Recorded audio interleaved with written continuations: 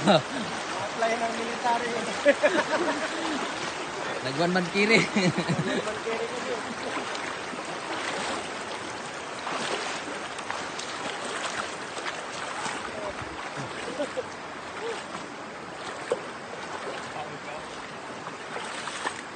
Minsan ang QD po sa falls. Quick deposit sa left side ng waterfalls. Pero gili kaya ng bara bro, magita pagi ni.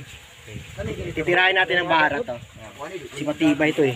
Hindi talaga Ang bapo alin niya, kato bitang kuan bro, katong bara di kabra ba? Katong dako bitaw matabigya. Kato na iliog, kato ni ana. Kato para di kabra. bara di kabra. Yan Yung ana nga bara sa kabila. Agad. Mas gaan pud ka. Lak na ganang. Bansay! Bansay! Team Gilog! Bansay! Bansay! Nandito kami sa waterfalls, quick deposit secrecy. Ayan buddies. Itirahin natin to. Kaya bara? Ayan. Diba ito kasi nakalak eh. So yan ang target natin. Unya na to. Ang kuha ni. Tawag yun sa pag Konnichiwa buddies, ito yung pinasak na bato. Yan na may cutted dyan. Yan. Tapos mayroong air hole or air vent dalawa sa kanan. Sa kaliwa naman mayroon din. Yang isa na yan, yan siya yan, ito. Napasok na ng tropa natin sa Team St. Michael. 10 meters papasok. Tapos doon sa loob niyan, mayroon ng chamber na makatayo ang tao. Unsa kadako ganito, Jo? Sa sulod, anong 10 meters? 6 feet. 6 feet ang chamber. Tapos ang papasok ay 10 meters. Okay. So parang simbahan na doon sa loob. So yan buddies, pwede daanin doon sa top kasi nasa wall tayo ng cliff. Itong tinatawag natin na daanan ng mga Hapon. Ayan. So thank you for watching. This is Chris Sniper saying it's sleep and explore. Bansay. Konnichiwa buddies. Enclosed tunnel facing west, item sa east papasok. Ito yun. Ipakita muna natin ang compass. Yan. East tayo 90 degrees baka simot west. Then yan ang portal ng closed tunnel. Yan. Letter Y yan. Yan. So ito yung portal na may enclosed pa na poste yan sa gilid. Yan. Yan. Yan siya ang portal. Ito. Papasok. So natabunan lang ito ng lupa. Ayan. Makinis to sa itaas. Tapos papasok siya. So yun ang sikreto ng Japanese tunneling. Baka simo to sapa na sa west side. Okay? So papakita lang namin to. Kasi maganda to. Bansay. Tinibag na to. Ito na portion. Pero ang letter Y, magkita yan. Klaro-klaro. Ayan siya. Okay. Nasa cliff side na tayo. Pang-pang. Okay. Ayan. Ang enclosure ng portal. Ayan siya. Okay. Thank you for watching. This is Chris Sniper saying it's sleep and explore. Bansay buddies. Oh bro, nakuha ni nagkalot sila. Possible ba na i-load ni sa ilalom pa niya? Nakamarka oh.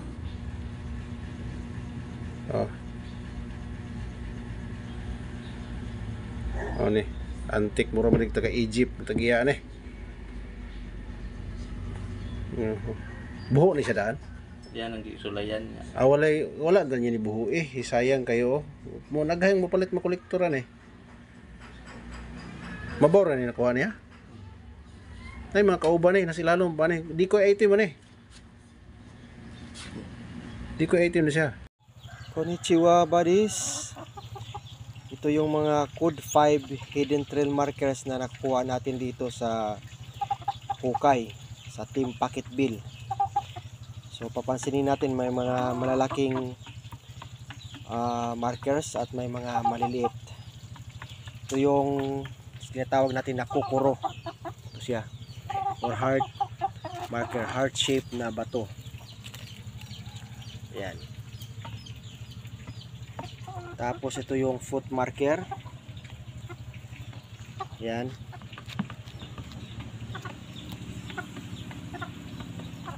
Ito naman yung maliit na heart. Yan. Saka may triangle. So ito yung mga palatandaan na nasa sinto tayo. Konnichiwa buddies, ito yung mga code 5 markers ng Team Corazon. So ito yung nakukuha mismo sa sentro ng dig site. No? Ito, code Maro. Malaking bilog na bato. Ito siya. Tinatawag nating Tamago marker. Kulay brown. You know? Parang yung, ano yung sa kinilaw gani? Tabon-tabon. Okay. Triangle. Yan. Okay.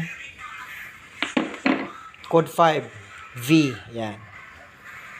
Ito pang maliit na triangle. Ito siya ang code Maro. Bilog. So nakukuha to sa sentro ng dig site. Ibig sabihin center shaft. So ito yung heart o kukuru. Okay. So code 5 markers. Tandaan nyo, makikita talaga to pag tama ang dig site. Thank you for watching. Konnichiwa buddies. Ito yung tinatawag natin na big boulder marker na may nakaukit na metal element emblem. Ito siya. Okay? Yan. Talagang inuukit yan eh. Ginagawa.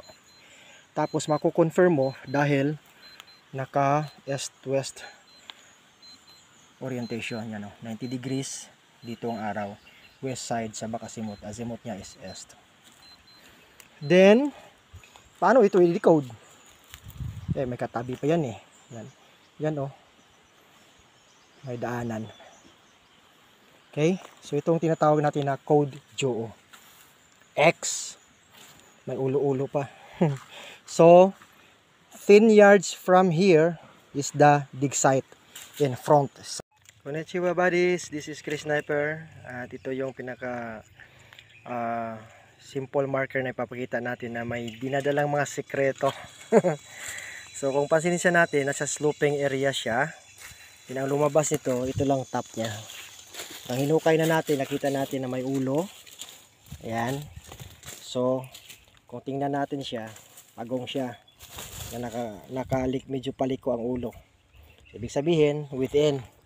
Then, kung titingnan naman natin, may enter sign, mirror type yan. Mirror type yan.